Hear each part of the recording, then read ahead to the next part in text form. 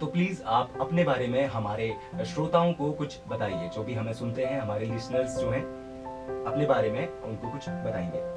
जय हिंद। मेरा नाम अंडर ऑफिसर बन्ना सिंह है। मैं 3 UP girls battalion Aligarh group UP directorate से हूँ और मैं अभी अपनी ग्रेजुएशन कर रही हूँ। जय हिंद।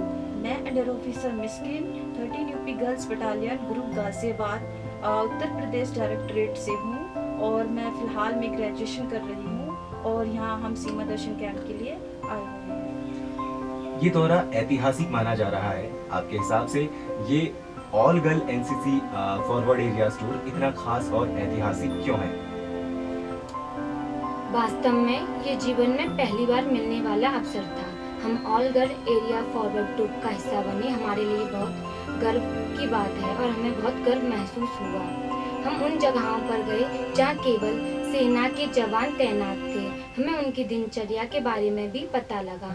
हम उन लड़कियों के लिए एक प्रेरणा है जो भारतीय सेना में कुछ करना चाहती हैं और जिनके सपने काफी बड़े हैं। आर्मी के जवानों के साथ उन कठिन फॉरवर्ड एरियाज में रहकर कैसा अनुभव रहा? यह हमारी आंखें खोलने वाला था। हमें उन जवानों के साथ विनम्र अनुभव हुआ और हमने उनकी दैनिक दिनचर्या देखी। वो कैसे कठिन से कठिन परिश्रम करते हैं और कठिन से कठिन परिस्थिति में कैसे अपने देश के लिए कार्य करते हैं और हमें उनसे यह प्रेरणा मिली कि हमें भी कठिन से कठिन परिस्थिति में किस तरीके से सिचुएशन को कंट्रोल करना है, अपने देश के लिए किस तरीके से सेवा करनी है, यह भी हमें प्रेरणा मिली। बहुत अच्छी बात है। टूर में ओम पर्वत और आदि कैलाश जैसे आध्यात्मिक स्थलों की यात्रा शामिल है। इनका आपके अनुभव में क्या महत्व है? ओम पर्वत और आदि कैलाश जैसे स्थल बहुत ही धार्मिक और आध्यात्मिक थे। एक लंबे यात्रा के बाद हम इन क्षेत्रों में गए और हमने वहाँ पे बहुत ज़्यादा आध्यात्मिक और शांति महसूस की और हमें पता लगा हमारे भारत देश का इतिहास कितना समृद्ध और आध्यात्मिक है।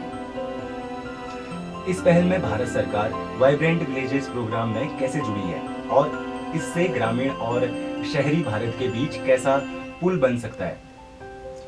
वाइब्रेंट विलेज प्रोग्राम अप्रैल 2023 में चलाया गया एक प्रोग्राम है जिसमें भारत सरकार ने उत्तरी सीमाओं के कुछ प्रदेशों को शहरी विकास के लिए तैयार करने के लिए इस प्रोग्राम को चलाया। जैसे गांव के लोगों से हमें आपस में बातचीत करके अपनी शिक्षा और संस्कृति का उन्हें एक तरीके से अनुभव देके और उनसे बात करके हमें उनकी संस्कृति का अनुभव लिया और ये जाना कि वो कितना कठिन परिस्थिति में कैसे रह रहे हैं और हम कैसे मतलब उनके साथ में बातचीत करके उनका अनुभव कैसे महसूस कर सकते हैं।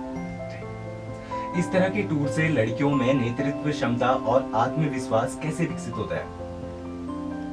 हम इन परिस्थितियों में रहे जहाँ पर भारतीय सेना के जवान रहते हैं तो हम और ज़्यादा मजबूत हो गए। हमें पता लगा कि उनकी दिनचर्या कैसी होती है, वह अपना जीवन वहाँ पे कैसे व्यतीत करते हैं। हमने भी वहाँ पर ठंडियों का सामना किया क्योंकि हम उत्तर प्रदेश से आते हैं तो हमें इतनी ठंडियों में रहने का कोई अनुभव नहीं है, लेकिन यहाँ आकर हमने वो अनुभव किया और हम उससे और भी ज़्यादा मजबूत हो गए। आज के भारत में महिलाओं की रक्षा और राष्ट्र निर्माण में भूमिका को लेकर ये टूर क्या संदेश देता है?